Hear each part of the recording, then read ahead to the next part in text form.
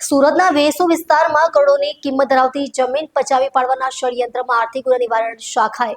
કુખ્યાત land grabber Vinu Haribhai માલવિયાને ઝડપી પાડ્યો છે। એક જ સ્ટેમ્પ પેપર પર જુદી જુદી તારીખોના સાટાખત તૈયાર કરી બનાવટી દસ્તાવેજોના આધારે જમીન હડપ કરવાની કોશિશ કરવામાં આવી હોવાનું બહાર આવ્યું છે। સુરત શહેરમાં ફરી એકવાર જમીન ઘોટાળાનો મોટો કિસ્સો સામે આવ્યો છે। વેસુ ગામના બ્લોક સર્વે નંબર 311 હેઠળ આવતી અંદાજે 16,200 મીટર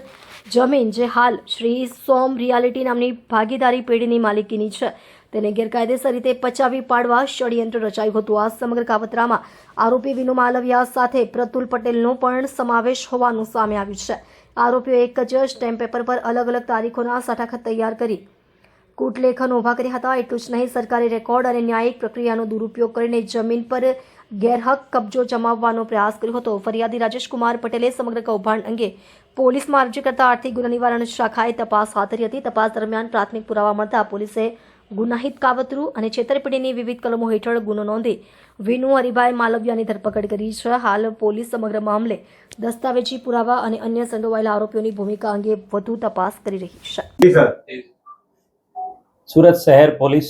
આર્થિક ગુના નિવારણ શાખા ઇકોનોમિક ઓફેન્સિવ વિંગ જે સમગ્ર શહેરમાં જે પણ આર્થિક ગુનાઓ દાખલ થતા હોય છે, જે જમીન રિલેટેડ હોય, ડાયમંડ બિઝનેસ રિલેટેડ હોય, ટેક્સટાઇલ રિલેટેડ હોય કે કોઈ પ્રોપર્ટી રિલેટેડ હોય, આ બધા ગુનાઓની તપાસ ડાયરેક્ટ પોલીસ કમિશનર ગેહલોત સાહેબના માર્ગદર્શન અને રાઘવેન્દ્ર વત્સ સરના માર્ગદર્શન અને સૂચના મુજબ તપાસ થતી હોય છે। આ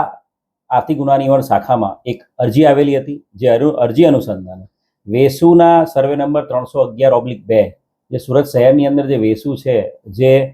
બૂમિંગ એરિયા છે, જે એરિયામાં ઘણી બધી પ્રોપર્ટીઝ ડેવલપ થઈ રહી છે, આ વિસ્તારની 311/2 સર્વે નંબરની જમીનમાં એક ફરિયાદી જે ફરિયાદ આપી હતી એ પ્રમાણે અલગ અલગ સાટાખતો ઊભા કરીને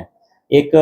જાણીતો ગુનેગાર છે, ચીટર છે વિનુ હરિભાઈ માલવિયા, એ અને એના સાગરીત પ્રતુલ પટેલ, આ બંને જણાએ આ જમીન ઉપર કાવા દાવાઓ કરીને આ જમીનના જે મૂળ માલિક છે રાજેશ પટેલ, એની પાસેથી એક્સટોર્શન કરી શકાય અને એની પાસેથી પૈસા મેળવી શકાય એ હેતુથી આ જમીનને વિવાદગ્રસ્ત કરી હતી। આ જે આરોપીઓ છે વિનુ માલવિયા અને પ્રતુલ પટેલ, આ બંને જણાએ આ જે સર્વે નંબર 311/2ની જમીન જે છે એ જમીનની અંદર એક જ સ્ટેમ્પ પેપર નંબર જે 5062 સ્ટેમ્પ પેપર નંબર એક જ નંબર ઉપર બે અલગ અલગ તારીખોના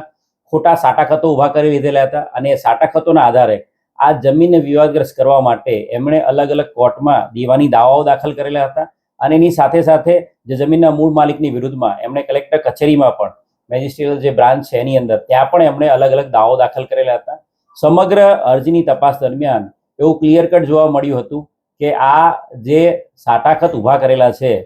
એક જ રેવન્યુ સ્ટેમ્પ નંબર ઉપર અલગ અલગ તારીખોના મે મહિનાની 2001ની મે મહિનાની તારીખ અને 2001ની ઓગસ્ટ મહિનાની બે અલગ અલગ મહિનાઓના અલગ અલગ તારીખોના એક જ રેવન્યુ સ્ટેમ્પ ઉપરના સાટાખતો આ જોતા ઉડીને આગે વળગી એવી હકીકત મળી હતી કે આ સાટાખતો છે એ ખોટા ઊભા કરવામાં આવ્યા છે અને પાછળથી આ સાટાખતોનો ઉપયોગ આ જમીન છે ને